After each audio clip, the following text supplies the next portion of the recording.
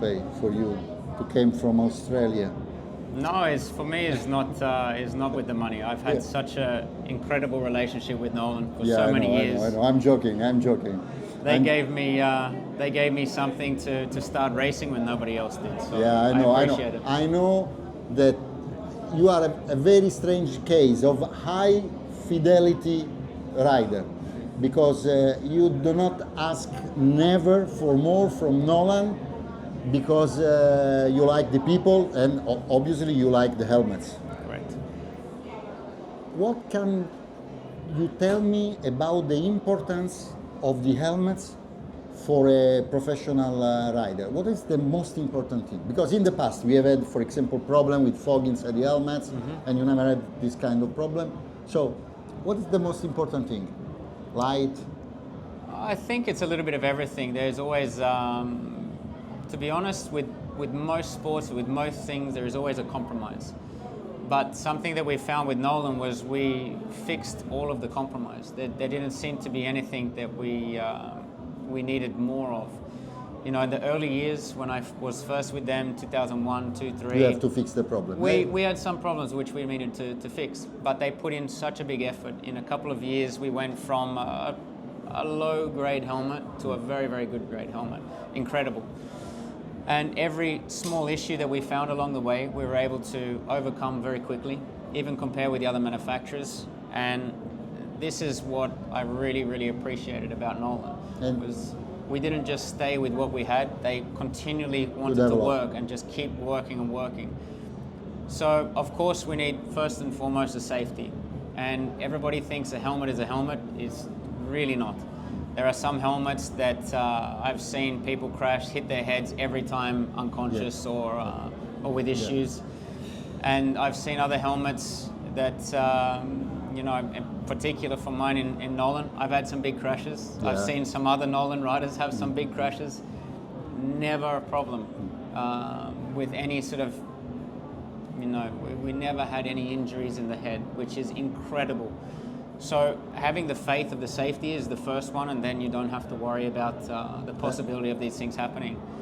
But then it's everything from the air vents, which everybody thinks you just put an air vent, but if the air is coming too quickly inside of the face part of the helmet, then you dry the eyes out. Yeah. And when you're doing 350 kilometers an hour, and you sit up for the corner, and then the air comes in the helmet too quickly, then you have a problem, because the eyes become dry and you lose the vision, and it's not possible to make your braking point for the corner. So there's a lot that goes into it.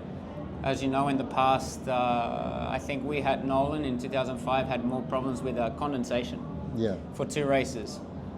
We were able to fix this issue very quickly, and in fact, after we fixed our issue, the other manufacturers started to have the same problem. So it was not a problem which just arose for us, start to arise for everybody. And we were able to fix this issue very quickly, and it was, we never had this problem ever again. In the past, maybe you remember that Barry Sheen had the tape on the nose to avoid, but it was 1970. Yeah. But was not, in fact, this problem was another issue. Because of the temperatures of the bikes that we were getting and the particularly strange hot rain conditions, it created the condensation on the inside, and it was a little bit strange. So with certain venting and a few other things that we did, treatment of the visor, we were able to fix the problem within 1.5 weeks, 2 weeks. And it was really impressive that we were able to do it in such a short amount of time. And the other manufacturers then start to have the same problem which we fixed for the rest of the season. So it was really a testament to Nolan, and they never stopped working. They were always trying to improve. So now all the Casey Stoner fan knows everything about the importance of the helmet, and especially of a Nolan helmet. And now I think that they would like to know some other things from you, because for sure you are still following road racing. And first question that I can imagine now is the fact that next week we will have the final race of the World Championship. Ducati will win, as we know. Bagnaia and Martin. Bagnaia has won 10 times, as you have done in 2007, but he's not sure to win the title. In the contrary, he's going to lose it. Yeah. What do you think about the new way of racing with the sprint race, pole position that is pole position for the sprint and for the Grand Prix? What is it nice for you? Is good for you, or something is wrong? No, I think it's something which is spread across racing in general. It goes in the same conversations as, for instance, with motocross and saying that the 450 is too hard to ride, that is too big, too powerful, we need to reduce.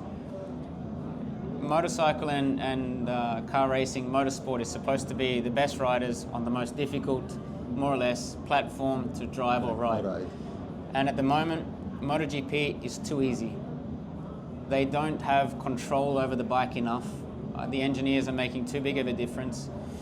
Then they put the sprint race in, which reduces the amount of track time that they get to concentrate for the long race. And we are not supposed to have a world championship with miniature races. They are supposed to be an endurance event. So it's basically like to say, okay, we're going to make a marathon now 10 laps. It's not. A marathon is 42 kilometers. Yeah. So this is the reason that the marathon is so difficult, because it's a long race, very grueling, very hard work. So we need to have stability in this, that the World Championship is supposed to be over a long distance race, so that you don't have people that are very good over a short period of time. They can run the soft tire. You have to think about race distance. Also, you don't get points for these sort of sprint races, because the points are supposed to come on Sunday, when is the main race, the main part of the championship. And like I said, it's very difficult to set a bike up so that you can be fast throughout the entire race. And at the moment, we are putting such focus on one lap, very important to get through to Q2 from the very first practice. So this stops everybody from thinking about race setup, getting everything done for that. And then, I think this is why we see on Sunday that there's quite a big spread between the riders, because not everybody's ready for the race pace. And also, from Saturday, more or less who is going to win, who is going to be at the top of the race, because you saw the sprint before. Yeah. So my impression is you do not like the system. Me too. I don't like the system. I don't like the winglets. I don't like the controls. I don't like the start device. I don't like the ride height device. Like, for me, all of these gadgets is destroying racing. The turbulence which comes off the aerodynamics is a disaster. The cost from anything from a development, but not only development, every time you crash the bike, and there seems to be a lot of crashes now, you costs a lot of money to replace all this. The sprint race, like I said, the urgency to do these lap times, and then, in my opinion, the MotoGP bike now is one of the easiest motorcycles to ride in the world. But from one other side, it is difficult from the point of view of the body, the training, as Janone told us last week, because it's all on braking. Yeah. So a lot of force on your arms, on your body, because you cannot gain any meter. You cannot see the real difference between one rider and one other, because almost all stop the bike at the same time because aerodynamics and so on. Correct. When you go to the middle of the corner to the exit, more or less everyone's the same. They all have similar electronics, similar things. The only way to make a difference now is on the braking. And because of the ride height device, you arrive to the corner much faster. Your margin for error is much smaller. So this is why we see everybody on the limit all the time. And if they make a mistake, normally it's a big crash. What did you expect from 2026, when we will have some changes? The changes are not enough.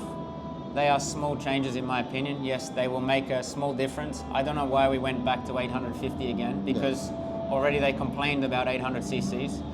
But the thing is, when you have all these controls, why do you have 1000 cc when you have all this control, you can't do anything with the power? Yeah. So then make less cc's, because they are still in control.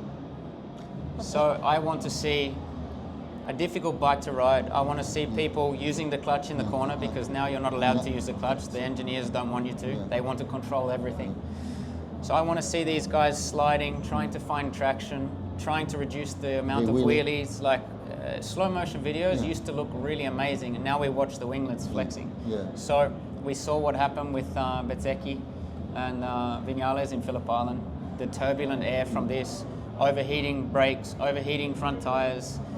This isn't road so racing. much horsepower for nothing, because the horsepower do not do any difference. But this is what I'm saying. Why they went to 850 is because they don't need all the horsepower. But if you give the horsepower back to the riders and they need to control, it's a lot more Casey, fun, have a lot you more interesting. any curiosity to ride one of the new MotoGP bike? Zero. But maybe you have curiosity to ride the old 500 two-stroke. Very much. I had the opportunity last year to ride in with a Kenny Robert Jr. bike, and just in such a short space, you can feel what this bike is capable of. And the current generation of riders, including myself, we have no idea how amazing the 500s were, how difficult they were to ride. Now I would like to know some private question. How are you from the point of view of the health? Because last time we saw it was in Portimao, if I remember well. You were not 100%, but now you are racing with a 350 two-stroke. Why do you choose a two-stroke?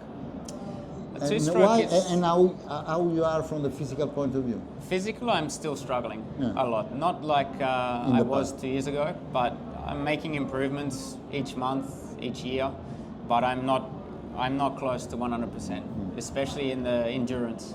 I have some problems with the arms, arm pump, all these things which I cannot seem to improve. But for me, riding a two-stroke is where everything started for me. To ride a two-stroke, it's an art. To tune the two-stroke is an art. Four strokes are much easier to ride. You don't need to worry about the rear brake. The engine brake is there to help.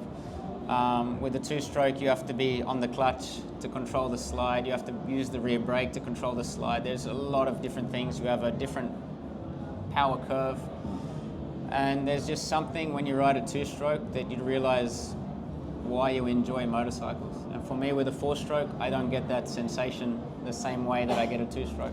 Another question that I forgot is to talk with you about Honda, because Honda is struggling a lot, and it seems that they are lost at the moment. What do you think about the situation in Honda, and what do you think about the decision that Mark got last year to switch to Ducati? Did you expect it was so fast?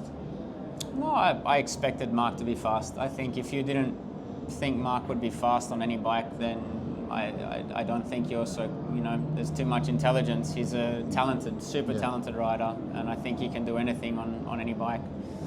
I think we're not able also to see Mark's real talent. If you took away all these things, electronics, I think you would find a different result. But with Honda, I saw the decision from Mark and I understood why. Honda have been there a lot for him, but at the same time, they're really struggling right now. I think all of the Japanese manufacturers were struggling. The rules don't seem to have a clear, defined line. I think in the last years when the rules were supposed to be set, conveniently, many things changed.